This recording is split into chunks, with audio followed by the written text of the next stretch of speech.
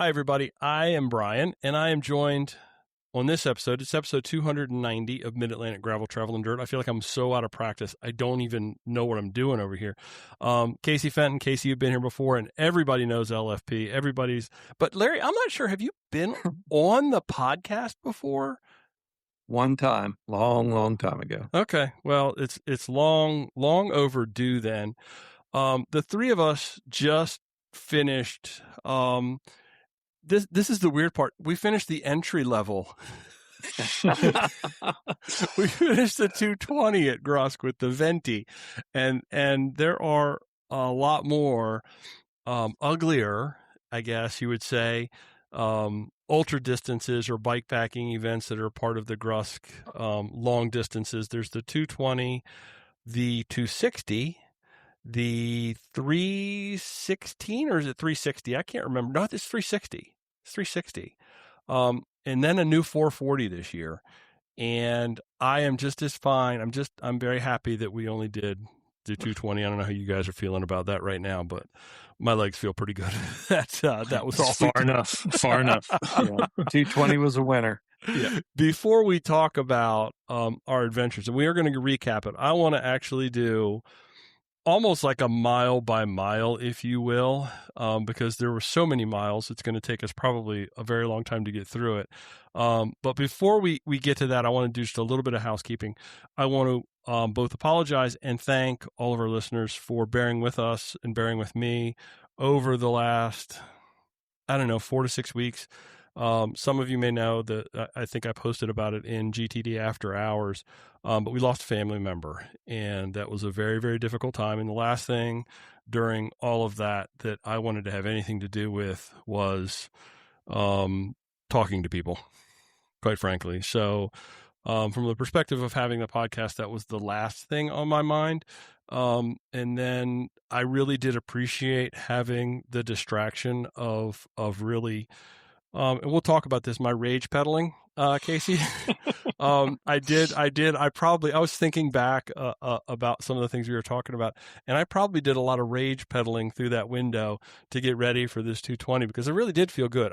I felt good on the event from the legs perspective. So, and so thank everybody for bearing with me on that. And we're hopefully back to somewhat of a regular schedule. I'm not sure exactly what that's going to look like, but it'll be close to something that's more normal and more regular. And folks, if you're new here, I didn't even start off the top of the show right. If you're new here, this is a podcast where we talk about gravel bikes, adventure biking, bikepacking, bike camping, and just playing bikes. Do all the things. Go subscribe. Take a minute. Subscribe to the podcast feed, if you will, the YouTube channel, if you will, and check out GTD After Hours. It's our Discord server. Great place to keep in touch with all of the listeners, with each other and with us, with Joey and I as well. So, having said all that, let's just dive right in to Venti. This thing all started with you, Larry. I think you're to blame for this, and I guess it was at $150, wasn't it, Casey? Where you guys were talking about it? That's when Larry brought it up to me. I'm not sure how long he had been thinking about it beforehand, but I had thought about doing these kind of ultra distance things off and on, and when Larry mentioned that he was doing it at Croatan, I thought, well, that's the perfect reason to get into this and get one done. But yeah, I'm not sure, Larry, how long you were thinking about it beforehand. Larry, when did you first start thinking that this was something you wanted to tackle? I did Mountaineer Monster last October, and I was looking for the next big ride. So that's kind of when I started thinking about this one, doing the long one. How far did you do on that the monster, the Mountaineer Monster? That was the 275 loop. Okay. So you've come back for more. You're Casey and I, you suckered us into this. Well, so I think initially at Croatan, you guys were talking about it, and I know that Larry, you had said initially you wanted to do it in 2 days, And then Casey jumped on, and I, just being a part of the conversation and the text threads and all that, I got a little bit of the bug. To be honest, I got a little bit of the bug and a little bit of maybe some FOMO kind of like snuck in, and I was like, all right, well, here's my opportunity. And I really do think the three of us were very, very well matched on the bike for this, because if you think about it, that was 221 miles, folks, 21,000 feet of elevation over 2 days, and we all started and finished together. How does that even happen? I'll be honest. Yeah, we really didn't drift far apart. Except when I rage pedaled a couple we'll of get times. to that, I'm sure. We'll talk about Brian's rage pedaling, and that's like therapy. It's outdoor therapy. It's like it was definitely a thing. So I decided sort of late in the game. I was registered to do the 55, and I was talking to Travis. And when I had Travis on the podcast a couple of months back, we were talking about this, and he kind of planted that seed, and I knew you guys were doing it, and I've been very excited. As everybody who's been listening to the podcast knows, we've been talking a lot about Mon Forest since those trails have come in, and it's a big part of it. This GRUSK, because Travis was a big part of those routes, working with David, and I'd been itching, and I had just built that bike, that Marin, that was designed for exactly this kind of an adventure. And so it was a pretty easy step for me to say, hey, let me jump in as long as you guys will have me. And you did. And thank you for that, giving me the opportunity to kind of come in at the last minute and make something happen. And it really was, I want to get each of your impression. I want to give you my impression of the totality of the carnage, maybe. I felt great through the event. The legs never really failed me. The lungs never failed me. I think it was mental for me. It was very, very mentally exhausting and tough. Casey, what about you? I'd agree. Yeah, I had legs through the end. I mean, I had some pains that I haven't had on other bike raids. It's just like, saddle pain, foot pain, but I had legs through the end. It's one of the, I've done some long bikepacking trips, not this kind of daily mileage, but, they're mentally challenging in their own way when you're out for a week or whatever. But this was coming down Spruce Knob at the end. It was the first time I've ever been on a bike where I really thought there's a possibility I was actually just going to fall asleep and wreck. like it was that slow. We were moving so slow in the fog, which we'll talk about, I'm sure. But yeah, so it was that kind of tiredness of truly just really needing to go to sleep. Crept in a way I've never experienced before. What about you, Larry? I had the lungs, the legs. They were a little bit wore out from the weekend before. I had done Camp Michaud. I did the 80 miler, so I was pretty smoked from that. And then going into this one, I struggled. It was tough for me at the end point. Yeah. And I think there's no way, I look back on it, there's absolutely no way I think I could have done this by myself. Seeing those people out there by themselves, hats off to them, bravo. Wow. Watching those people ride along and ride by us in the dark by themselves. And, it was humbling, to be honest. I don't know that I could have done it by myself. So I maybe it was like self-preservation that we all stayed together. Maybe that was a part of it, that it was, It just became the adventure, right? It was not. I think when I started, or when Larry and I talked about this, I thought it was going to be like we'll know we're out there for each other if someone needs help. But it turned into something much cooler than that, where it was just this group, this group bonding, group adventure. So we have a shared experience now that will be with me forever. And that was like so very cool. Okay, so let's actually walk through let's do a mile by mile. I've got the ride with GPS. So you're going to see me pointing and clicking. You're going to see me doing all sorts of things. But I want to make sure we do not miss anything. So we arrived at the Education Learning Center, which is the launching off point, which is sort of at the base of Spruce Knob, on Wednesday. I think Casey and I were there a little bit earlier, and then Larry rolled in. And it was, I look back at the pictures, a few pictures that I took of that, and our bikes were all clean, and we had smiles, and we all looked very fresh and happy and ready to go. We're going to tackle this adventure. What they look like, what we looked like at the end, particularly what the bikes looked like. They were, oh yeah, they were a train wreck by the end of this thing. They were. So I think we spent the better part of the afternoon and evening just really buttoning and rebuttoning. I know that I went through a couple different variations of bags. I had stuff packed before I left the house, and then, based upon weather, it was change this, change that, and ended up changing up a few things. Did you guys do that as well, or was that just a me thing? Well, I mean, your idea to not bring a sleeping bag earlier, kind of, it never even occurred to me that was optional. But looking at the weather, I said, it'd be great to not have to. It's not even the weight of that; it's the bulk of that I'd rather not carry. So now my bag stayed set from that point. Once you kind of threw that idea out in the text messages. Larry, did you change anything up sort of at the last minute? I took a couple things out. I realized that I didn't need some of the sleeping gear, so I did peel some of that back out. And some of the small items, I just kept putting in and taking out, putting in, taking out. Yeah, yeah. I think the only thing that I would have changed even more, and we'll talk about this, would be the food stuff. I carried way too much food.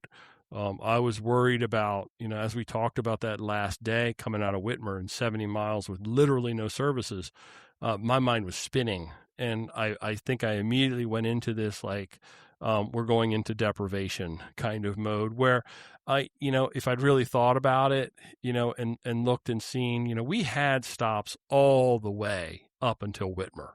And really, I think the only food we needed was from Whitmer forward, and that was the finish, and it really was just bars and sustainable food. But I carried Mountain House, as did you, Larry. I carried a cook stove. I carried a pot to boil water in. I carried all of those things that just didn't need. And there's just other things that would have really lightened the load. We're going to get there, but before we do you guys think that how much did the weather impact our pace? Do you feel like we could have collectively done better had the weather been better? Because we got rained on like hard rain, like fat rain, like Forrest Gump rain. I mean, in trade-off for what, I guess, right? Because it was reasonably cool. It was humid. True. But compared to what it had been, I had been in that part of West Virginia all week, and it was dramatically cooler then than it had been earlier in the week. Yeah. I don't know. I mean, there was some muddy roads and stuff. I don't feel like I was pretty happy with how we finished. In the amount of time we finished. I know we were all hurting when we got there, but that's a good. I don't know that the weather slowed us down. That's a good point, though. I was in my mind, I was kind of thinking, well, the rain really slowed us down. But I guess you're always going to have somewhat less than ideal conditions in a situation like that. I mean, perfection is never going to be the thing you're going to attain, and that was a great trade-off. I'm with you. I think I would have taken the wet and the rain over the humidity and the heat. Although it was humid. I mean, don't get me wrong, but it didn't have that heat component that went along with it. So I hear Larry's dogs. That's actually that's yours. Lori's dog. Yeah, my 3 are laying here quietly. Dad has found a place to bury his bone. Okay, so we skipped the breakfast down for everybody that rolled out. We rolled out Thursday morning. Looking back on my Strava, our departure time was right about 6:15 a.m. And I don't want to say they were easy, because we had a couple of climbs, nothing like what we faced later on. But the first 31 miles of this course, I think it lulled me into a sense of, wow, okay, this isn't going to be so doggone bad. But Wow, was I ever wrong. So we rolled, I don't even know the names. It's Spruce Mountain Road. We went out of, if folks are familiar with the course, we still did go to the end of the driveway that you go up to the learning center and then button hooked that right and went down towards Spruce Lake. We didn't get quite to Spruce Lake, but we almost touched it, and then made that left on Spruce Mountain Road. And it was that point, I think we had some ups and downs. But nothing that was really stuck in my mind. Was there anything of that first 31 miles that jumps out to you guys? I just feel like it went pretty fast. Oh, it was fun. Just had to watch out for the log trucks. That was it. Yes. Oh, okay. Yeah. We definitely had that. We had some switchbacks where the logging trucks were, and they were holding no quarter. You either got out of the way or you would find yourself clipped. And they're working. I get it. Yeah, and they don't know we're out there. And yeah. There was one point Larry heard one like before we saw it, and we just kind of like got off our bikes and tucked ourselves up against the edge of the cliff because we knew this thing was going to come barreling around that corner. It was at that point too. I don't get to ride these kind of roads a lot. I don't get to ride rough roads. I don't get to ride these heavy ups and heavy downs. And I knew that the Marin was going to be a game changer for me. I knew it was going to make a difference. But Larry, I think you had told me you're going to be amazed. And I truly, truly was. That having a front suspension on that bike on those roads was truly, I can't tell you how much of a difference it made. And Casey, so our gear choices, I had my Marin, I was running Sparwood 2.2s. Larry, you were running your Rockhopper, and you had what? What were your tire sizes again? I want to say they were 2.3s. 2.3s. And then Casey running 45s. I can see where that had to have been really hard on the shoulders, hard on the hands. Did you feel that beat up? I normally ride 50s on that bike. And I had wanted to switch to this different tread pad. There's a Gravel King X1s. I always used to run the Gravel King SKs, I think. Well, the X1 can't fit, like the tread's just a little bit bigger, so I can't fit the 50. I went to this 45, but it's the supple casing. It's their race casing, which I didn't pick because I wanted their race casing. It was just what they had available. And honestly, I was a little nervous about just the durability of that. But that supple factor and the fact that tread's a little more aggressive than what I'm used to on my 50s, I actually felt good, pretty good. Obviously, there was a section of road that there's no chance I was riding. I'm sure we'll talk about that, but on the whole, no, I was comfortable on those tires. Yeah, I was absolutely floored. I knew it was going to be better, but over the course of the 2 days, I really learned to trust that bike in a way that I had not trusted a bike before, especially on the descents. Just having that, and Larry, you mentioned it while we were out riding. It didn't matter. Those very, very small, those rocks in the road, the potholes in the road, you could hit them. You could make those small mistakes, and it didn't hurt you. It just really, that front suspension just ate it up. I mean, to the point where I'm actually really considering. I had looked at the Cane Creek invert, putting it on my Otso. I'm pretty sure that's going to be in my future, just to add that small bump compliance, because the stem, the redshift, doesn't cut it, doesn't come anywhere close to doing what an actual front suspension did. And now I'm beginning to see, from a bikepacking perspective and from a gravel perspective, why we're seeing so many bikes with suspension. So, okay. First 30 miles, like I said, we hit at one point, what was that road? Was that 30? 250. We're on 250, and where we would have gone into Traveler's Repose and gone through Bartow and actually reached right over and almost touched Durban. But we didn't. We continued south at that point.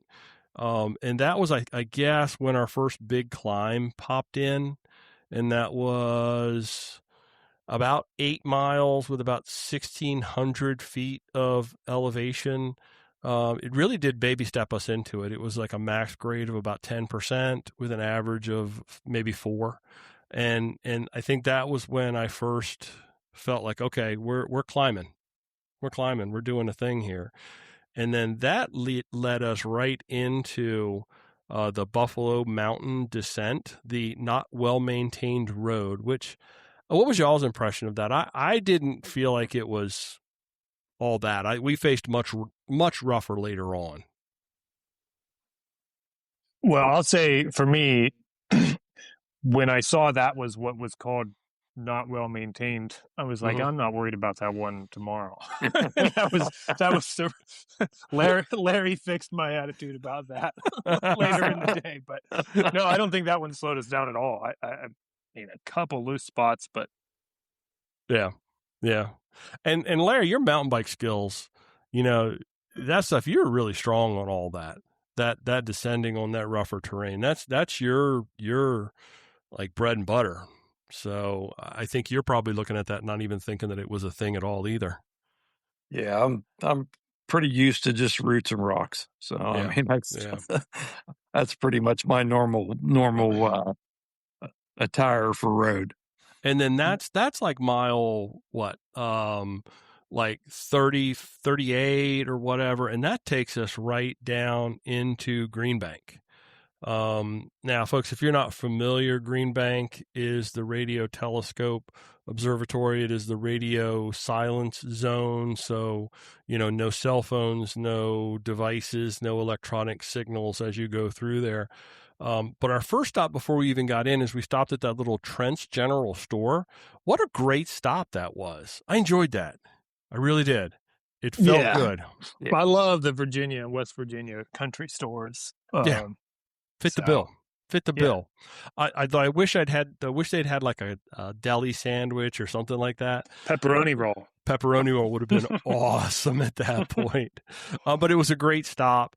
I think we kind of missed it at first, and then we had to kind of circle back to it before we actually went into the observatory.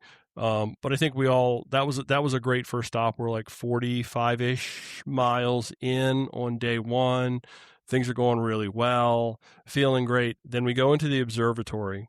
And that was sort of a weird feeling for me. I think, Casey, you mentioned it as we entered the road that was like, big gates, government employees only. Nobody goes through this route as it's going right through it. When you mentioned it was good we did this together, that was one of those moments, because I think if I was alone there, I really would have thought something was wrong with my GPS unit. Yeah. There's a giant gate closing. It says U.S. government employees only. And there was nothing like except GRUSK riders.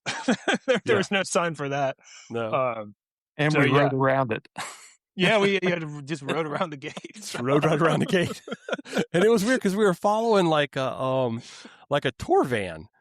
Wasn't it like a tour? I guess they do tours through there, and I guess I had never realized. I think it's what they bring the aliens in and out with. Yeah, the windows were dark. Yeah, the windows were dark. Yes, it was.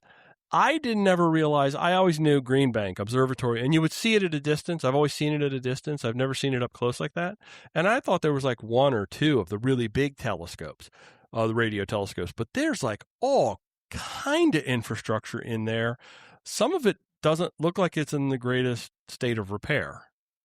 To me, it looked like it was a little run down, like straight out of like a little Walking Dead place. You would expect some like weird commune of people to come flying out of one of those little buildings, like take you. It wasn't obvious to me, like if all those other ones were still operational or if they're just preserved for history's sake. I don't know. Didn't look like they were doing much to me. They looked very, very run down, but who knows? Who knows? This was where we were introduced to rain. This is where the rain set in. And it was weird because we were on that little road and there was that moment of rain jacket, no rain jacket. What do we do here? And, later on in the week, later on in our journey, I think it would have been like, but at that point it was like, it was hard rain. So we all stopped and donned our rain gear as we headed out the back, and I'm looking at that the road that we went out at around mile 48. And Casey, you had mentioned this. When you look at some of these little sections of road and you're looking at a 220-mile course and you're looking at the elevation profile for 220 miles, these things don't look like much. And then you get out there and you ride them. And that hill we had to come out of Greenbank from, I'm lining it up now, mile 48 through, it was about a mile and a half with an 11% grade coming out of there, 300, almost 400 feet of elevation over like just actually a little less than a mile. Yeah. And that included all of that Hofstedler Road, Hofsterman, what was the name of that road? I think it was Hosterman, yeah. It was pretty beat up, double track climbing.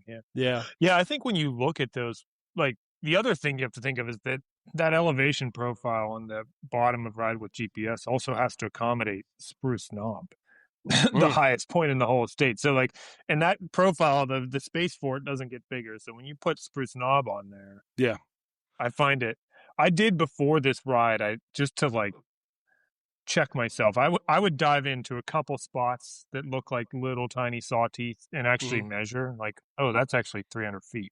That looks like a sawtooth, or this is 400 feet. So I kind of had a sense of what looks flat is not going to be flat, but I was still caught off guard by some of it. And that was serious. Like towards the end of that, I'm looking at it now. It is Hosterman. And that actually is a single track hiking trail. We had to walk out some of the back end of that. For me, it wasn't rideable. I wasn't going to do it. Larry, you may have in a situation where that was it was a shorter day and it was just a regular mountain bike ride. You probably would have ridden most of that, correct? I would have. Yeah. But yeah. It was slick, and we really couldn't take a chance of one of us going down and busting something. You bust up a knee or an ankle, and your day is done, or your whole weekend is gone. Now, to couch it too, we were out there for a grand total. We were on course for a grand total of 44 hours, and of that 44 hours, we had 26 hours of actual moving time. So do the math. We were out there for a very long time, and we moved a lot. Coming out of that Hosterman was our first swinging bridge. And I will admit, and I think I told you guys this, as we were headed into this, I saw swinging suspension bridge. In my mind went to like George of the Jungle kind of places with like this bridge where the wooden pieces are broken out of it. But I did eventually find some photos of the bridge online and realized, okay, that's not that big a deal. But it was definitely in the back of my mind. And I was feeling pretty good when we popped out off of that swinging bridge. And I guess that was I'm trying to figure out where exactly that was. It's mile 50-ish, I think. So in the grander scheme of things, it was like mile 52, 51 and a half, 52 or something like that. In the grander scheme of things, we were still babies. We still hadn't actually like dove into anything. And the whole of this adventure too, and I think we talked about this a lot, the FKT for this course is like 15 hours. Just nuts. That is some wildness right there. That is some wild riding. So Hosterman Road pops out, and that was our first little route confusion too, where the route actually goes over to like a non-existent power line, I guess. And we huddled there for quite a bit looking at that because we wanted to be very true to the course. That was in all of our minds. We wanted to be very true to the course for the entirety of the event. Even when we would leave course, like in Parsons, we would make sure we came back at the same place. And, we were very true to that. And that was a weird little spot. But we would have had to have climbed over a barbed wire fence, if I remember right, to actually to get to where that road was. So Hosterman, that was we get out of Hosterman. That road goes on and on and on, and then finally Black Mountain Road, and this is heading us up into Durban. Very climby, very long, kind of like slog climb. I think if I'm remembering right, you guys remembering that, or am I kind of? I know when we got to the end to go into Durban, it was a nice big down into Durban.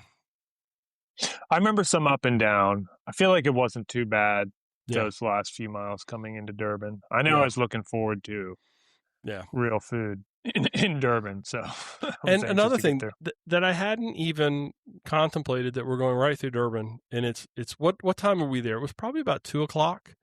Between like 2 and 3, we were in Durban. Yeah, I'd say. And that's mile 60. We went to the fire station or Station 2 restaurant.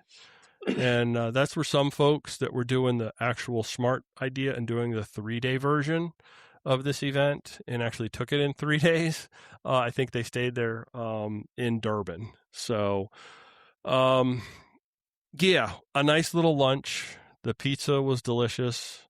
I enjoy the town of Durban. I kind of think it's got a cool little vibe, and that's where there's a West Fork rail trail that pops out in Durban, and we sort of followed that when we left Durban. We sort of paralleled it for a very long time, but that road from Durban to Glady, in my mind, was one of the sloggiest sections of the entirety of the event to me. Well, yeah, it was like 20 miles of just pristine gravel road. Nothing hard about it. I mean, it was up and down, but 20 miles of something like that does. It was the same. It felt like it was like it had that like rail trail green tunnel kind of feel. And Larry, you and I were talking about this when we went out and did Gravel Worlds. It was the kind of road where you would get just enough momentum going down that it would start to pick you back that next roller, and then it would die on you. And I think at this point, the roads were getting wet and getting slow. So I think that was a part of it for me. And it just felt like for me, that road just went on forever. It just went on and on and on and on. And then I knew when we were going into Glady, we ended up at the church pavilion en route. And I'm sitting here scrolling, and it just seems like even in Ride with GPS, it felt like it goes on and on and on forever. So the Glady Church Pavilion was our next sort of like milestone. That's at mile 84.5 or something like that. Just a church pavilion, some picnic tables, water spouts. But the highlight for me was Bruce rolled up. That put a big old smile on my face. I think it did for everybody. For some reason, it's always such a pleasure to see Bruce Buckley on course for me. I mean, that dude is legitimately like salt of the earth, one of the best guys you're ever going to want to come across. And I tried to let me get in the Subaru, but he wouldn't have anything to do with it. So. Yeah, and remember he told us, he's like, you guys are like really far ahead of a lot of other people. We were feeling great. Yeah, we were feeling like Superman at that point, like beating our chest. Woo-hoo. And the days just kept getting longer and longer and longer. We stayed for a while in Glady. I think that was a well-needed, well-deserved. We had about 20 miles left in the day at that point. It was a well-deserved stop. We ate food. We, dug into bags. We took off shoes and helmets and kind of sat around. I kicked my feet up and stretched them out on the picnic table. That just jumps out at me as being like a really good stop. A really, really good stop. And then from Glady, we head up to Alpina. Did I say that right, Larry? Is it Alpina? I think it's Alpina. I think that's how they pronounce it. Alpina. Okay. I think. And this was getting towards the end of our day. And Casey, I should have just trusted you on all of the food prep and planning. I would have been much better off if I would have just said, what are we doing, Casey? And then let you do what you need. Just tell me what to do. Because we passed the Alpine Lodge And you had a wonderful idea, Larry. Casey, I want you to share the idea that you had at Alpine Lodge that just made the day. Honestly, yeah, I think so. I've done a good bit of bike packing, and my approach has evolved into I'm always going to have some emergency food on me, but I'm going to just eat on the road as much as possible. Yeah. I think it's just a better use of the 100%. time. Anyway, so yeah, I just went in and ordered. Well, Larry had the idea, or somebody. Larry had the idea of wings, and I said that sounds good. I saw they had boneless wings, and I said, so I ordered the boneless wings and said, if you can just go ahead and throw that in a Ziploc, that would be great. And they were happy to do it, and we all did that, and then we had little heating pads for our sore backs as we climbed up that last what was it, Bickle's Knob into camp that night. Yeah, climbed up and over Bickle's Knob, and that was also, I mean, I thank you for that, because I mean, you're absolutely 100% right. By the time we got to camp, there was absolutely no way there was going to be anybody breaking out Mountain House and heating water and doing all that. It was literally get to camp. I remember just sitting outside the bathhouse and just shoving wings in my face, like boneless wings, and just like I literally just, there's bugs all around you, but just don't even care. You know, you reach a point where you just don't even care. But this was and I'm not sure if this was rage pedal as much as it might have been confusion pedal on Brian's part. When we got to Alpina and we started climbing, and I think we were all together up until where that weird spot where that climb kind of like paralleled 33. Yeah. And it was really a rough, and if I remember right, that was a very, very steep. When we made that left-hand turn in Alpina after Alpine Lodge, that was a very pitchy first little climb. Yeah, the penalty for avoiding 33 was steep. for that little bit. I mean, I don't know what 33 is like there. Maybe it's nearly as steep. But yeah, that first stretch was steep. But yeah, Larry and I watched then. Brian just started pulling further and further away, and at first Larry told me, he said, well, you know, he doesn't love riding at night, just seeing at night. I don't see well I at thought, night. okay. And then he was further away, and I said, I think he just has a lot of that let's get this done energy. That may have been a part of it. I think for me there was also and I told you guys this. There was a guy that was stopped on the side of the road in that little red car after we made that little pitch out to 33 and then we got back into the woods again. There was a guy stopped on the side of the road and he was taking pictures. It was dark at this point. I mean, it wasn't dark time, but it was like in the woods. It was very, very dark in my opinion. And he's taking pictures of a tree. And it seemed very suspect to me, like very, very suspect. I'm like, you got caught doing something and now you're pretending like you're taking a picture of a tree because three guys on bikes just rolled up and rolled by you. So for me, it kind of confused me. And it was at that point that for some reason in my very, very tired mind, I thought that I was behind you guys on that climb. So I was working. And then about halfway up Bickle's Knob, I realized, I was like, okay, maybe they're not. Maybe they are behind me. And then I was like, oh, I see lights. And then it was like, no, I'd turn around and I didn't see anything. And I was like, okay, well, they're not behind me. And I was like, well, they will definitely wait for me at the top. And then we got to that first pitchy climb and it wasn't over. You know, we had that extra little bump at the end. So I stopped at the top of that first climb and I stood there for a second and I pulled out my elevation profile on my Dura. And it was like, I saw that extra bump and I was like, oh, okay, well, they're not going to wait here. They're going to go to the next one. So I hustled my butt on up to the top of the next one, only to have you guys literally roll up right behind me.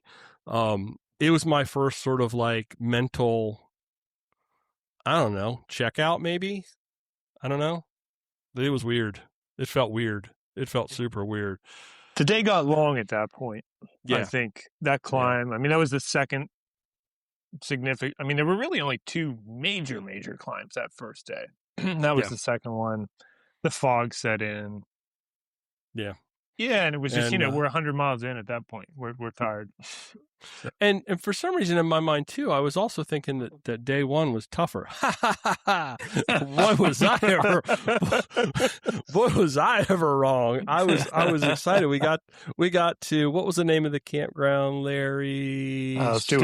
Stewart, not Bear. Bear was the one that was a little bit further back up. Right. Yeah. So we did not take the extra little loop and go up to the observation tower. I would have most assuredly had a problem with that. It was not in my mind as something we were going to do. But Stewart group camping, that was a great campground. It was wonderful. I mean, the campsite was very accommodating. It was very, we rolled in right at dark. And this, I think, is, Larry, when you suffered your first setback with a gear attempt. Yes? Yes. Yep. Yeah, I had taken a bug net tent and I was going to try a new routine and I couldn't even see to set it up. So it was a fly over a rope and a bug net over my head and called it good. So you eventually ended up just literally cocooning yourself, wrapping yourself up in the bug netting? Yep, absolutely. That's how I slept. Fantastic. Absolutely fantastic.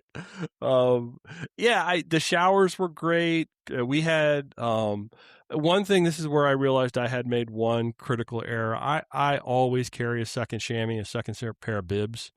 And that second day with the wet bibs, I think that for me, it's like that kind of a pro tip thing is you don't wear the same chamois 2 days in a row on a trip like this, because the wear spots are exactly the same. The seams sit in exactly the same spot. It wasn't the fact that they were wet. Once they're wet, they're wet. They're wet. No big deal. But it's the chamois riding in that same spot for me it wasn't a true problem. But I really wished I'd have had a second set of bibs. I think that would have made a big difference for me. Maybe not. But having a hot shower, and having hot food that tasted good, and I didn't really sleep well. Did either of you guys sleep well at Stewart? I slept great, actually. Did you? I woke up at 1 a.m. when Brian was watching me creepily from the side of the tent. But but I'll tell you, I zonked until that, and I got up and I walked down to the bathroom and then I slept well again after that. I actually slept better that night than the night before. Sleeping in my own bed in my van, I was just kind of like anxious and ready to get going, and didn't sleep great the night before. But I slept well that night. I had a lot of that nervous energy that first night, ready to get started. But I did sleep well at Spruce Knob before we left. This one, I got to tell my side of that story. So I had a really hard time falling asleep. And in fact, I think I had been in and out, because Casey, you were talking about hearing all the people roll in with their air mattress blower upper things, inflators. Yeah, I think they blew up like 100 or 150 air mattresses when they got there. It was just nonstop. That is what did wake me up around 1. I didn't hear any of that. I was laying in my tent, and it was like, okay, 1:30, get up and pee. It's like, I'll just get up. And then when I got out of the tent, I was kind of like standing and stretching and kind of like, just giving myself a little bit of outside of the tent time.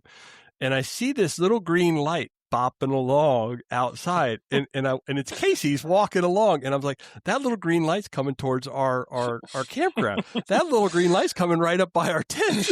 I'm sitting there watching, and I didn't know it was you. So as he approached, I kind of realized it, and I said, Casey, and you never made a motion. I thought it was Larry or Brian talking in their sleep. Like, I heard a voice, but I'm like, I don't think they're talking to me. I'm not going to wake anybody up here.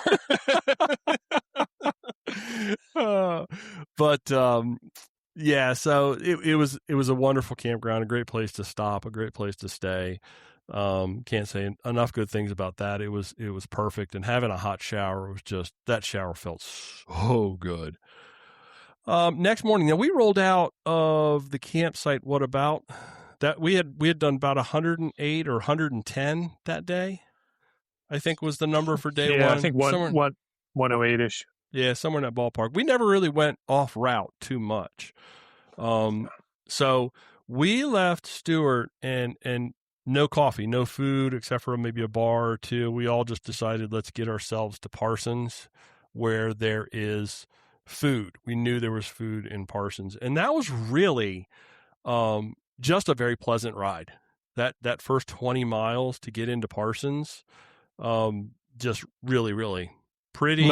Mostly downhill. It had up and down, but that gentle down, even though you had a couple of blips up. And then we went in search of the Sheets, which is now, if you're looking on your map, it's no longer a Sheets. It's BFS, which has a McDonald's right next to it. But we were able to get all the things we needed. I didn't really miss anything. We got breakfast at the McDonald's. We actually sat down and ate. I looked at the timings later, but it still did take us almost an hour and 45 minutes to get to Parsons from Stewart. Seemed like it was a long time. I think it was just the rain and the slog, and I think the wet roads really do slow you down. They really do. That's true. Parsons looked like a nice little town, though. My first time ever being in Parsons. So I don't know if you guys. I think I go through there like just when I've done the one-day GRUSK events. I'm pretty sure I think there's a nice diner, like kind of behind where we were. Not the kind of thing we wanted to get into that morning, a sit-down place, but I remember there's a pretty nice diner not far from that gas station. I think it was like right behind it. I think it was like literally right behind it. So coming out of Parsons, this is where things I think first started to get kind of interesting, because we thought we were on the rail trail, but ended up not, that Allegheny Highlands Trail. We did eventually end up on it, but we were still on road surface, all the way up through the left-hand turn across another swinging bridge, which that was the one that had the literally 1,000 steps on the far side of it to get down that were like wet wood. I think Casey just ran down it. Larry and I are going, oh my God, broken hip, wait a half, broken hip, wait a half. And thank you, Casey, for coming back up and helping us. And there was that one very perturbed photo that was, I think Larry took. Yeah. I'm like sitting there smiling and happy, and Casey's behind me like, I don't know what your look on your face was. Help this old man down this bridge. He's standing on his steps. I don't know what that was. So we crossed that swinging bridge, and then we did end up for a little bit on Allegheny, which became Blackwater Canyon Trail, out of, what was it, the town name that started with Hendricks. Hendricks, yeah. And that was another, not overly difficult, but just felt like it went on forever on our way up into Thomas. That was a steady, 3% grade, you'd say, maybe? It actually qualified as a climb.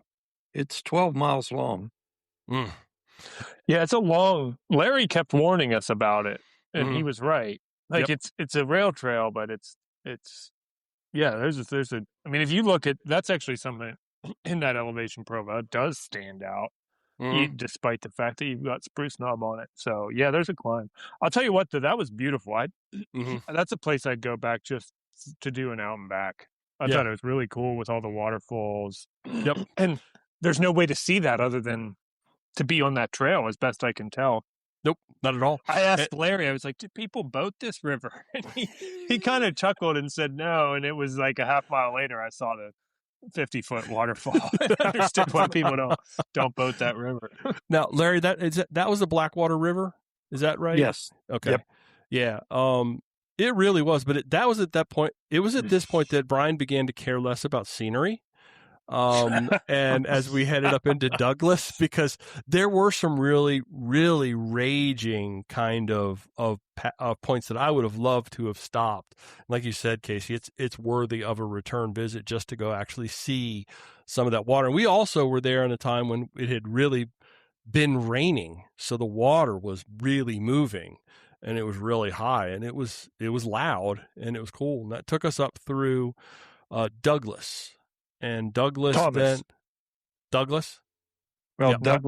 Douglas then to Thomas. Douglas to Thomas, gotcha. right. Okay. We went through Douglas past the coke ovens, and then that took us on into Thomas, where things really began to get interesting with regards to weather. That was where we had our first like lightning and thunder, if I remember correct. I don't think we'd had that up until then. Yeah, we got to the purple. I mean, it started raining pretty hard at the end of the rail trail there. Yeah. And then we made it to the Purple Fiddle, and that's where I know I sent you this. I screenshotted my radar because it was, it was like just nasty, right on our heels. Yeah. And at that point, I made maybe the most questionable decision of my trip, or maybe the wisest decision. I'm not exactly sure what, but it was the best $64 I think I've ever spent in my life, because as we're sitting in the Purple Fiddle, I look across and the Thomas post office is right there. And I took a look at my bike and look at my bags and all that food that I had carried and went, don't eat it anymore. Well, it rolled right over to the post office, said, you got a big box? And he said, yeah, that's the biggest one we got. And I just shoved as much stuff in that box and shipped it home. In fact, it arrived today. It arrived just today. And boy, did it smell horrific. It was horrible. Absolutely horrible. But for some reason, I was possessed to not only ship the heavy stuff that I didn't need, but then the very light thing that I did need, which was called my tent. I decided that I would just throw that in the box as well. So we had no point at no other options. Although I would have found a little place to curl up if it had needed to happen. I would have slept in the Whitmer Fire Department if it would have helped us. Because up to that point, I mean, I think we all were feeling, especially at that point in the day, we were like, yeah, we're going to get this done tonight. Yeah. But when you were over at the post office, I remember saying to Larry, I said, well, come hell or high water, we're getting back tonight. I didn't know how literal the high water part of that was going to be. Not to mention, I still had 3 days worth of gear to carry. Yeah. But your 3 days worth of gear seemed like it about equaled out to what I got rid of. And in fact, because I looked at that stuff today when I opened up those boxes, and except for the tent, there wasn't a thing in that box that I should have kept. I got rid of both the Mountain House meals. I got rid of a lot of the extra bars and energy bars and stuff, the protein bars that I had carried that I really didn't need, which are dense and heavy. I got rid of all the cooking stuff, the stove, the fuel canister, which, believe it or not, is kind of dense and heavy because it's liquid. And so there was a considerable amount of stuff that I got rid of that I just never should have had with me, ever. Shouldn't even had it. But that 70 miles from Whitmer to the end, I think really got in my head. It really set in and said I needed a lot more. I was telling myself I needed a lot more than I actually did. I really didn't take the time that I should have, and looked at the front end of that route and seen all of the food that we had available, all the way up through Davis. Davis, we had tons and tons of food available all the way. So yeah, that was my either most questionable or the smartest decision. Ended up to be a good decision, I think. We left Thomas at that point in the rain, and that road from Thomas to Davis, you can have it. Oof. Man alive. Especially in the rain like that, yeah. That was brutal. That was probably some of the worst traffic. And I think part of it too is those aren't locals. I didn't get the feeling that they were locals. I got a feeling there's a lot of tourism like through that little area. Because it was that would have been Friday afternoon at that point, or close to afternoon. So all the people coming down for the weekend. Yeah. And so we stopped at a little place in Thomas. We stopped at Blackwater Bikes, and then Casey you went and bought a new raincoat. Oh yeah. So every time I do one of these trips, Lori tells me, get a new raincoat, because I always come home complaining about the raincoat. But it's one of those things. It's like, I don't want to need a raincoat, so I don't really want to think about it, and I don't want to buy a new one. But the time had come. This thing, like, you'd hold it up to the light and just see, like, where the waterproofing had worn off. But I got we walked into the bike shop and they showed me their $400 raincoat. But he also kindly told me that he personally would go next door and buy a Mac in the Sack. What a great move! What a stand-up move, Blackwater. Oh, Bikes. he was yeah. I love that bike shop. But he pointed me over there, and it's an $80 raincoat that packs down. I mean, great. I felt like a new man when I put it on. Yeah. And I had my little Louis Garneau kind of like plastic bag that went in the trash. did not.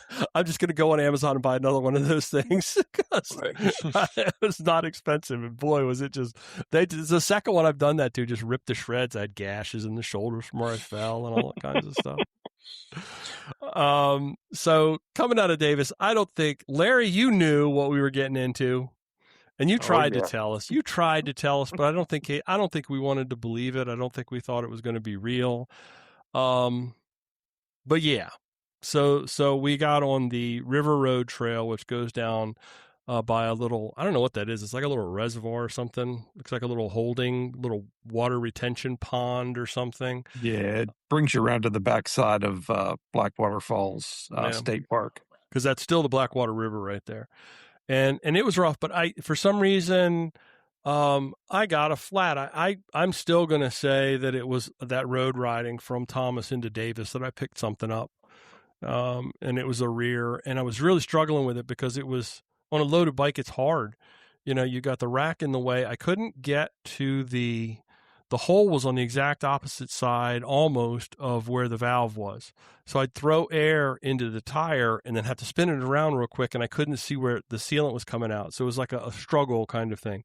But a couple of patches, a couple of plugs in it, because it was a weird little hole. It was like right on either side of a tread, which was very strange.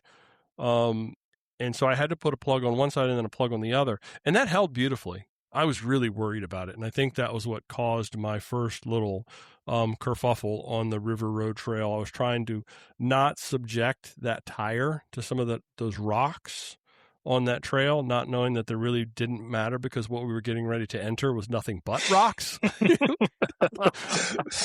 matter at all. Should just run right into all that nonsense. Looking back now, River Road Trail was like a dream. It was like floating on clouds compared to what we were getting ready to get into.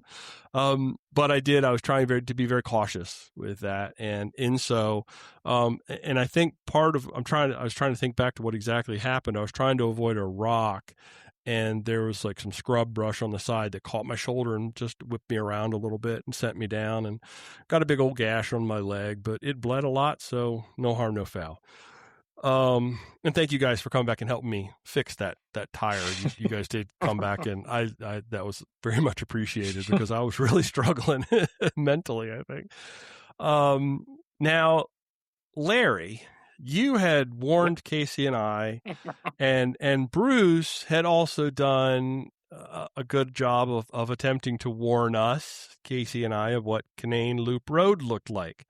I don't think I believed that we were getting ready to get into what y'all were describing, but it was a solid 6 miles of very, very rough Jeep road that now that it had poured rain, for what, like a day, by the time we got there. And then literally as we came out into Thomas, it was the hardest rain we had.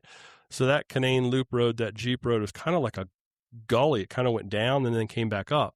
So the whole bottom of that thing is just full of water. It's a Jeep road. It's got giant potholes. What can you say about that? That was probably the worst, in my opinion, of the entire trip. Would you guys agree with that? Maybe from the perspective of the roads.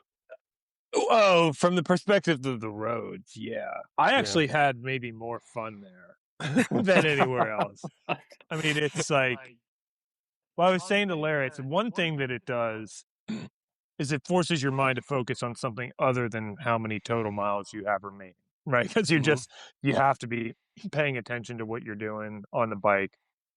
And then the other thing, when you sign up for things like this, like there's no reason to do it other than to try to do something hard. Yeah. And it's not to try to do a ride like this in 2 days. It is like, the factor is, I want this to be hard. If you wanted to tour it and enjoy it, then that's a different kind of thing to do. And so once you're into that and you've made that decision, it's like, bring on the suck. It's like, if it's going to pour on us and we're going to be covered in mud, walking through puddles, like that's what we're here for at this point. So I don't know. I think I was smiling and laughing, and Brian was looking at me like I was crazy on that stretch. Well, it's the absurdity of it. It really is. And in my mind, we're not even to mile 150. We've still got 70 miles to go after this. Yeah. And in my mind, I was thinking this once we get past this, I kept thinking that in my mind. And then I'm going to this, I'm going to this place of like, wow, people do this in the dark when they do a 15-hour. I'm like, how does that even work? And I remember this is the takeaway for me from this whole trip is that one moment where we're approaching that stream crossing and I'm behind you guys. We're all off of our bikes pushing. And I come upon you, the two of you are standing there looking longingly out at the stream, kind of doing the whole scratch the beard moment of like how we're going to get through this. And I literally just walked right by and looked over my shoulder. I just literally walked right into this stream. And I remember hearing you behind me, Casey, going, I got to get a picture of this. That was early. That was when I thought this might be one of two, not one of 130. Oh man, that's my absolute 100% takeaway moment from that whole thing. That was a fun moment in the midst of a lot of suck. That was a But fun when we moment. once we followed you in, it is really liberating too. Like once you're just that wet, your shoes are that waterlogged, your bike's that much. Like there's no, because then you just do what you got to do from that point forward. Like there's no saving your comfort. And Larry, you rode a lot of that. I don't know how you did that, but you kept riding off, and I could never even find a spot where I could get back on my bike. And I would literally, once I got off and I was pushing, I would just push until a point where it looked like it was like, okay, I can get back on my bike here. I'd ride maybe 200 feet and then have to get back off my bike again. But I was trying to get back up there. I was riding the edges around the puddle and I was doing real well. And then I decided I could drive through and went clear over the top tube and the frame back completely underwater. And, I later found that I had socks in there that got completely saturated. So I carried those up all those mountains. I'm thinking maybe that might have been part of my shoe. Yeah, think about how much water we were carrying too in our kits and our everywhere. Water and mud. Yeah, there's some weight to the mud. Yeah. So we popped out of that. It felt really, really good to pop out of that. I remember coming up out and I'm riding out and here's Larry standing on what looked like a road. And he was like, that's it. That's all. You're done with all of that. And it just felt like a weight had been lifted off of my shoulders. And then we got out on the hard top and went down through Blackwater Falls Lodge. Is that where we went? We were past that. We were down on the river road, down on Dry Run, I believe.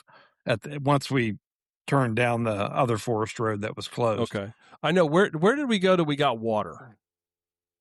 And that was where before. That was the Blackwater Lodge. We stopped there right before this Canane Loop. Yeah. Oh, we stopped there before because they would not have let us in the facility after Canane. That's true. That's true. That's true. Yeah, because I was already bleeding, and that was where I cleaned up. Yes. Yep. Yes, I was already bleeding. Because now looking at a map, that was. I see now where it turns into carnage. Oh, and we've got a nice little use caution marker there. Thank you for that. I appreciate that on the route. Wild times, dudes. And then it was fairly pleasant until we made that sharp button hook onto the closed road. And this was the beginnings of another rage pedal for me. Because that road, I looked at that is almost 3 miles we did that road on that closed road. Yep. And that was not peanut butter mud. It was grease. It felt like grease. I do not understand the physics and the dynamics of how the two of you were able to ride down that. Every time I tried to start going, my bike would just want to go every which way to Sunday. It was like I couldn't keep it moving in a straight line. I did end up falling down, busted my knee up again really good. Got to the bottom of that hill, and I was in a place. There's no doubt about it. This is where we diagnosed the condition as rage pedaling. Looking back, we could maybe see the signs of it that night before, but we didn't know that that's what it was until this moment. So at this point, what is the name of this road? Is this Dry Fork Road, Larry? Yes, Dry Fork Road. It's actually Red Run, then it goes down to Dry Fork Road. Okay. And then Dry Fork River Road. We had to climb back out of that mile 163-ish. And climb up to Jenningston, over Jenningston Road, Jenningston Mountain. I can't remember what the name of the mountain was. Yeah. But it was at that point that I turned off and went to the Laurel River bed and breakfast and literally took the lady's nice hose, who was so very pleasant. If you're ever in the area and you need a place to stay, go to the Laurel River Club bed and breakfast. Marcia there, she was offering folks the opportunity to camp in her field. Beautiful little horse farm. You guys didn't go back there though, did you? Because that was where we kind of crossed paths, and then I hooked back up with you guys after my rage pedal. Yeah, no, my mental map of the course was bad in that stretch. Like I think I had Canane Loop in my head. And then I kind of thought and then we're pretty much in Job and that everything. And so in my head that B&B was going to be after Job, and a couple of things. It's like my brain skipped over that piece between Canane Loop Road and 39. So yeah, what didn't even occur to me that we were near that B&B. So I didn't go to it. Well, we get up. Go ahead, Larry. When we got up the first mountain and then it dropped down into Jennings where you went to that Airbnb, I thought that was it for the climb. I didn't realize what the next one held for us. I think that was probably the hardest climbing of the whole shebang. Yeah. I'd agree. That and it felt like it was just, we did that little pitchy section. And then we came back down to where the Laurel Run, and then from that Laurel Run, mile 168, to that climb to the top, and it felt like it just kept going forever and ever. I mean, that was almost 10 miles and almost 2,000 feet of vertical over that 10 miles. You're talking about 200 feet per mile over that little next stretch. That was rough, guys. That was so rough. Yeah, I think it was like 2 back to back, and then almost a third. Mm-hmm. It was just 3 back to back, the hardest climbs, of the trail. And again, ones I wasn't anticipating it at all. It's one thing if you know that's coming up. It's another if you think, it's just I just got to get down to 39. We'll be at Job, climbing up Spruce, but yeah. Well, then so after we got out of that nonsense and we're sitting at that little closed down gas station, and it was like, let's get to Job because the distillery is there. We can get water. We can do all the things.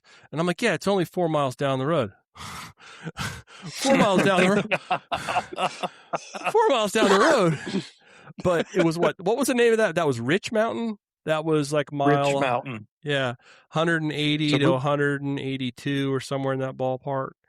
Lord have mercy. So we went from the top of Middle Mountain where we popped out at the gas station down in the valley and all the way back up Rich's Mountain.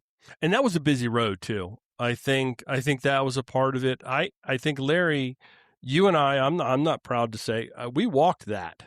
I did, and I was very proud of that because you know what I did is it was a busy road. That's 33. And busy roads don't bother me. I ride busy roads all the time. It's not that.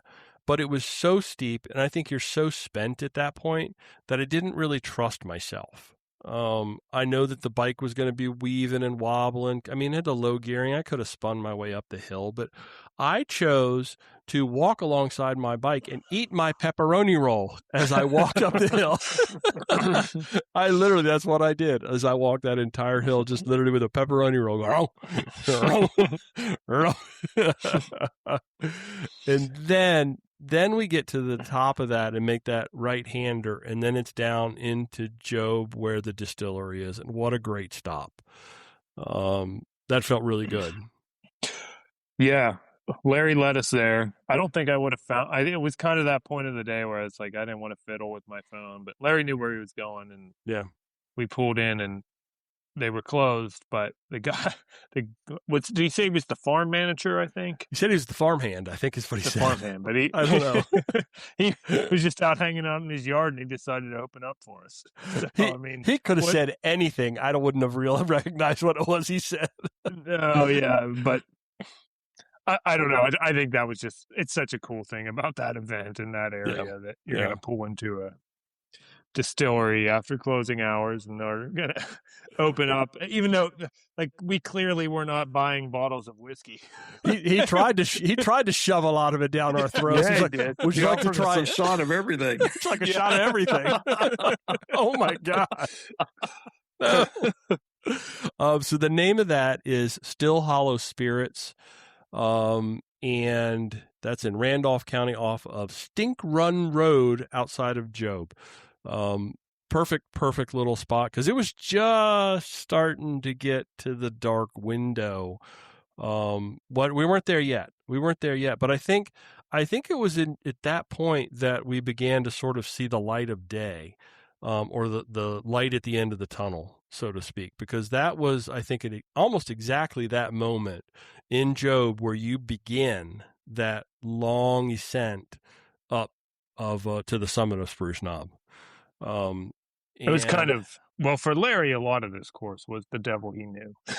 Like he had been on a lot of it. For me, I kept looking forward to this point because I said, I know it's a climb. It's a climb up the highest mountain in West Virginia, but I know this climb. I know what it is.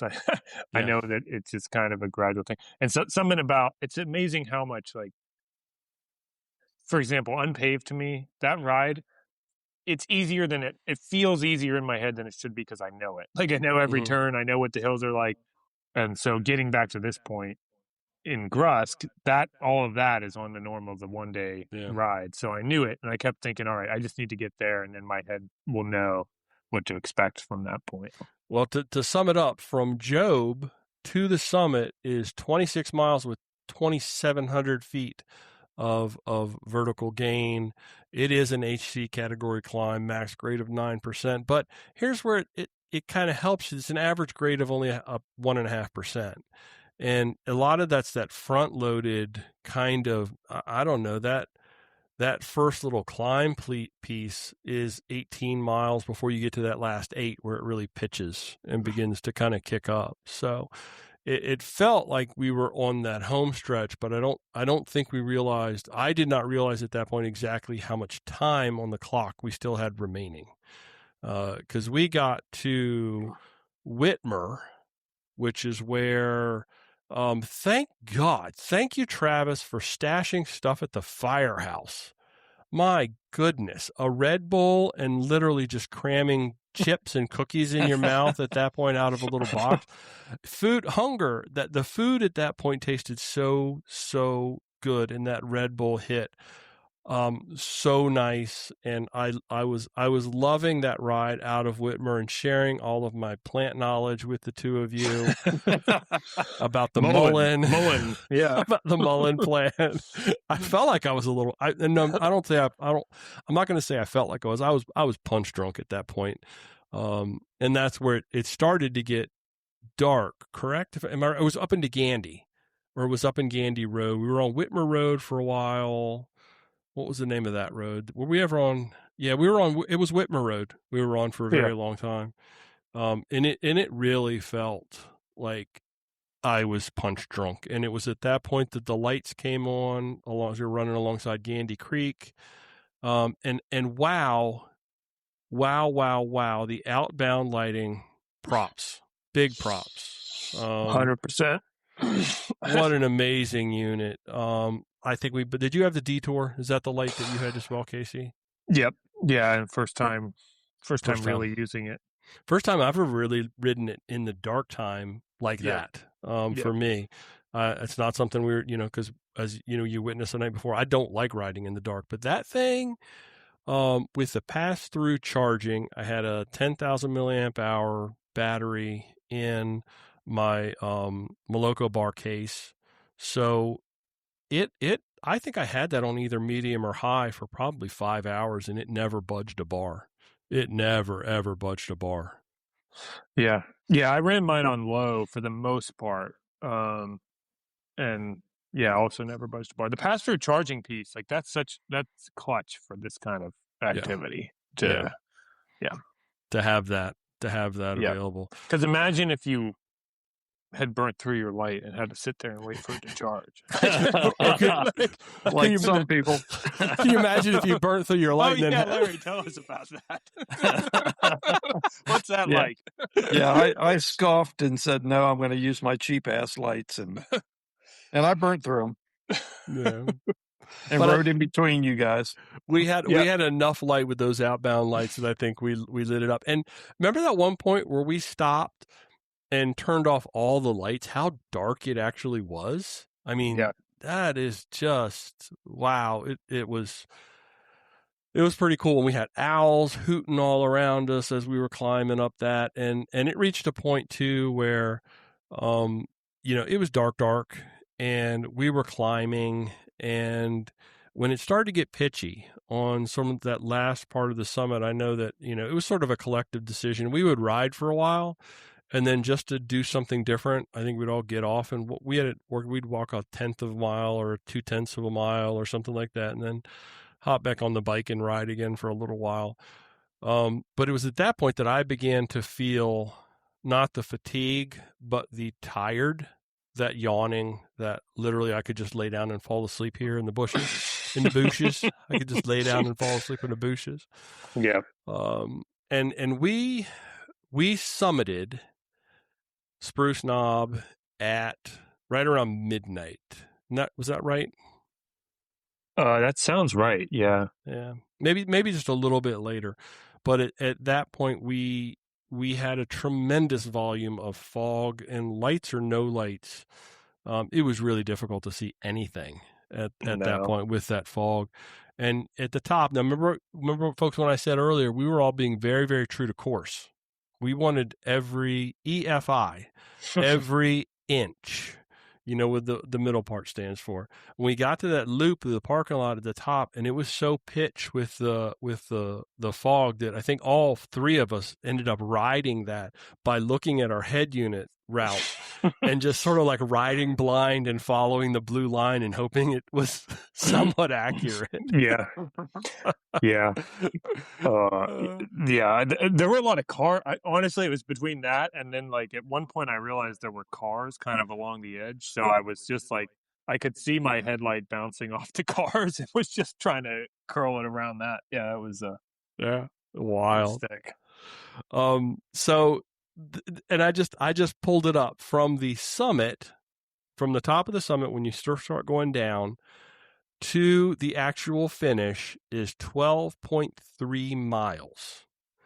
We summited just after midnight and we finished around 2 a.m. That'll tell you how long it took us to go down.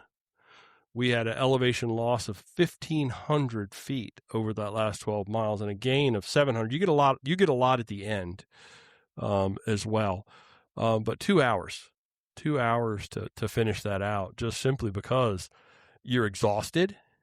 You've got to be cautious not to make a dumb mistake. And you really just can't let the bike go at that point. I couldn't. Well, yeah, and the fog. I mean, that summit of Spruce Knob coming off it, I was going 6 miles an hour for a long ways. The kind of thing where you're during the day you can do 30, 35, 40 miles an hour. Like you're going 6. So yeah. And your hands are cramping on the brakes. Yeah. Yep. Yeah. Your hands are cramping. And we haven't even talked about the fact, I think all of us were complaining at this point about our feet. I've still got, I had a giant cut on one of my toes. I have no idea where it came from. Like not just like a blister. There's like a cut on the top of my foot. And I'm wondering if it's like just from being waterlogged. And I did not realize that until the second day, or until the day after we got back in the shower, and I looked down at my feet and I was like, where did that come from? I almost feel like I have a broken toe. Where that came from? No clue. But wow, what an adventure. And it was so nice when we crossed that finish line, because we crossed 1, 2, 3 all together at the same time, and to have David Landis and Alden Roth there, that was so nice at 2:00 in the morning to be welcomed to the finish, right? Thanks, 100%. Yeah, that was so nice. I can't. In fact, I went back up, found them the next day before they left, and just like thanked them again. It was just like, that was so. I don't know. I didn't expect that. I didn't know what to expect. I expected it to be very anticlimactic. The three of us would roll across the line, and we would just loop back up and fall into the shower. and Larry, you don't know how tired it was when we were coming back up that last hill. Larry's like, "Are we going straight to the truck, or are we going to do the finish?" I didn't figure anyone would be down there to see us. I was like, "No, every inch, buddy, every inch. We're doing every inch." But for me, I don't think either one of you ever truly questioned your finish. Am I wrong about that? Or am I right about that? I never got the sensation from either of you that you were really thinking like, well, this may be something that I bail out on. I was very seriously at a few points considering it, thinking about it, but glad I didn't. And if I'd been alone, I may have. I didn't get there. I was actually thinking it's interesting. Something about it being 2 days. Mm-hmm. Like, it's hard. A big trip is hard, but something about it being 2 days, because the second day or the last day of like a longer ride, like you get up and you're energized to finish. So as hard as it, it's physically the hardest thing I've ever done on a bike, but that wanting to quit piece that sometimes I get 3 or 4 days into a 9 or 10 day trip, I didn't get that, because it was like, all right, we're going out the first day. I feel good. And the next morning I'm waking up and I'm going to be home tonight. And so, I think I was confident we get there. I remember at some point telling you, like, I don't know when it's going to be, and I don't care. I just know there's like a debt of pain that has to be paid to get to the top of this mountain, and we're going to pay it. And if it's midnight or 2 a.m. or 4 a.m, it doesn't even matter. Well, for me, it was there. Also, I first off, it was very late, and I think I was a little delirious. And I remember at one point thinking, well, I'm not going to do the summit. I'll just turn and go right back to camp. Oh, I wasn't going to I was going to tackle you or something. And by the time we actually got there, that was never really in question. It was never really a thing, because you're right. It's a debt of pain you've paid already. And this is you're at the payoff point, baby. This is just get her done. Just get her done. Right. Yeah. So there were some dark moments, I think, maybe on that mud road, maybe during my rage pedal, there may have been some dark moments. I think having the bed and breakfast hose was huge. I loaded up on so much water. I rinsed all the mud off of me. I rinsed all the mud off my bike. Oh, guys, and chamois butter, you guys, chamois butter works in a pinch as a wonderful lubricant for a chain. It shut my bike right up. Just shut it right up and got me pedaling, because I think I was losing some gears that I couldn't quite sit in, because it was just so janky from all the mud and all the water and all of that. I still haven't touched that bike. Have you guys cleaned your bikes or touched Casey, you kind of have to in the van. Yeah, I took it to a car wash for at least a once over. It's probably going to need 2 or 3 more trips, and it may need to be taken apart. I'm sure. And that's the beautiful thing about a entry-level, mid-level hardtail on this kind of an adventure.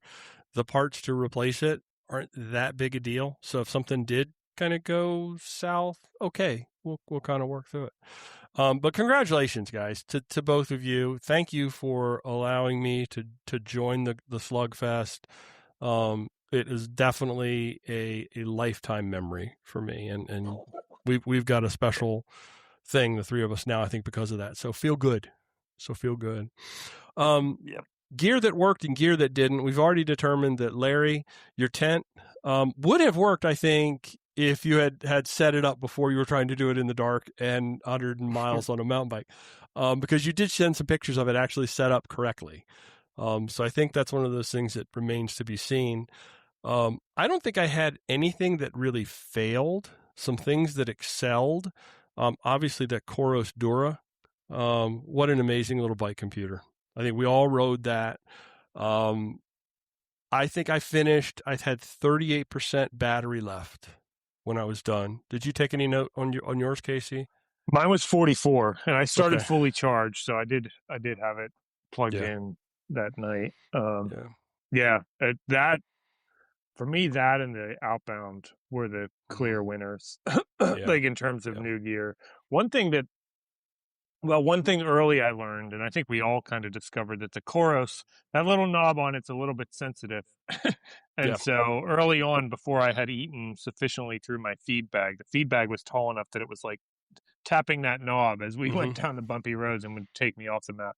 Yeah. The one thing that failed that really surprised me is I always have used a helmet light. Right. I do group rides in State College, and I often put a light on my helmet.